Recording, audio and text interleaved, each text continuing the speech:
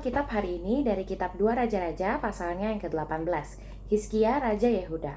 Maka dalam tahun ketiga zaman Hosea bin Ela Raja Israel, Hizkia anak Ahaz Raja Yehuda menjadi raja. Ia berumur 25 tahun pada waktu ia menjadi raja dan 29 tahun lamanya ia memerintah di Yerusalem. Nama ibunya ialah Abi, anak Zakaria. Ia melakukan apa yang benar di mata Tuhan tepat seperti yang dilakukan Daud, bapa leluhurnya. Dialah yang menjauhkan bukit-bukit pengorbanan, yang meremukkan tugu-tugu berhala, dan yang menebang tiang-tiang berhala, dan yang menghancurkan ular tembaga yang dibuat Musa, sebab sampai pada masa itu orang Israel memang masih membakar korban bagi ular itu yang namanya disebut Nehustan. Ia percaya kepada Tuhan Allah Israel, dan di antara semua raja-raja Yehuda, baik yang sesudah dia maupun yang sebelumnya, tidak ada lagi yang sama seperti dia. Ia berpaut kepada Tuhan, tidak menyimpang daripada mengikuti dia, dan ia berpegang pada perintah-perintah Tuhan yang telah diperintahkannya kepada Musa. Maka Tuhan menyertai dia kemanapun juga ia pergi berperang. Ia beruntung. Ia memberontak kepada Raja Asyur dan tidak lagi takluk kepadanya. Dialah yang mengalahkan orang Filistin sampai ke Gaza dan memusnahkan daerahnya, baik menara-menara penjagaan maupun kota-kota yang berkubu. Dalam tahun keempat zaman Raja Hizkia, itulah tahun ketujuh zaman Hosea bin Ela, Raja Israel. Majulah Salmaneser, Raja Asyur, menyerang Samaria dan mengepungnya. Direbutlah itu sesudah lewat 3 tahun, dalam tahun ke-6 zaman Hizkia. Itulah tahun ke-9 zaman Hosea, Raja Israel, direbutlah Samaria. Raja Asyur mengangkut orang Israel ke dalam pembuangan ke Asyur dan menempatkan mereka di Halah, pada sungai Harbor, yakni sungai negeri Gozan, dan di kota-kota orang Madai, oleh karena mereka tidak mau mendengarkan suara Tuhan, Allah mereka, dan melanggar perjanjiannya, yakni segala yang diperintahkan oleh Musa, hamba Tuhan. Mereka tidak mau mendengarkannya dan tidak mau melakukannya. Yerusalem dikepung oleh Sanherib. Dalam tahun ke-14 zaman Raja Hizkia, majulah Sanherib, Raja Asyur, menyerang segala kota berkubu negeri Yehuda lalu merebutnya. Hizkia, Raja Yehuda, mengutus orang kepada Raja Asyur di Lakis dengan pesan, "Aku telah berbuat dosa, undurlah daripadaku, apapun yang kau bebankan kepadaku akan kupikul." Kemudian Raja Asyur membebankan kepada Hizkia, Raja Yehuda, 300 talenta perak dan 30 talenta emas. Hizkia memberikan segala perak yang terdapat dalam rumah Tuhan dan dalam perbendaharaan istana raja.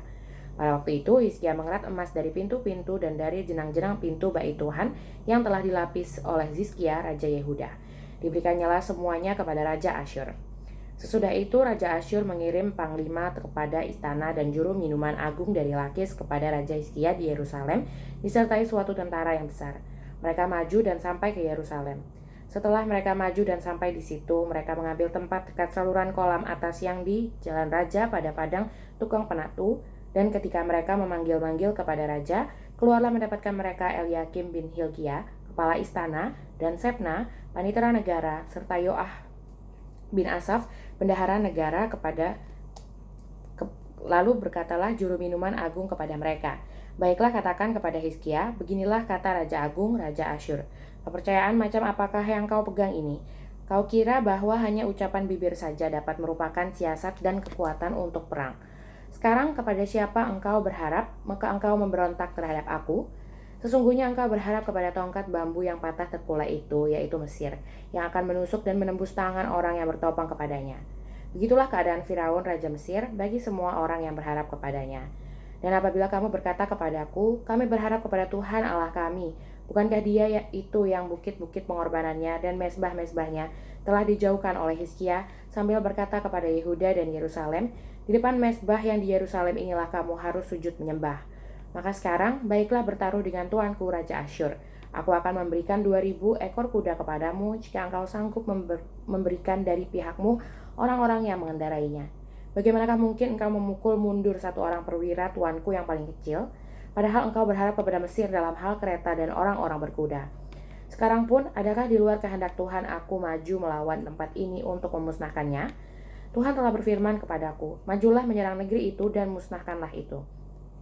Lalu berkatalah Eliakim bin Hilkia, Sebna dan Yoah kepada juru minuman agung, silakan berbicara dalam bahasa Aram kepada hamba-hambamu ini, sebab kami mengerti. Tetapi janganlah berbicara dengan kami dalam bahasa Yehuda sambil didengar oleh rakyat yang ada di atas tembok. Tetapi juru minuman agung berkata kepada mereka, adakah tuanku mengutus aku untuk mengucapkan perkataan-perkataan ini? hanya kepada tuanmu dan kepadamu saja? Bukankah juga kepada orang-orang yang duduk di atas tembok, yang memakan tahinya dan meminum air kencingnya bersama-sama dengan kamu?"